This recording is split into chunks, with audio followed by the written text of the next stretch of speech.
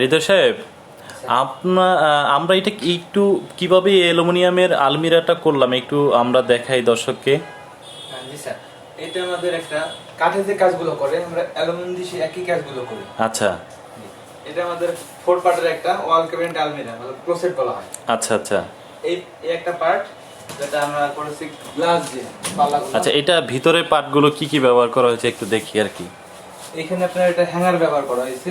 আচ্ছা। জামা কাপড়গুলো আপনি ঝুলিয়ে রাখতে পারবেন সুন্দর করে।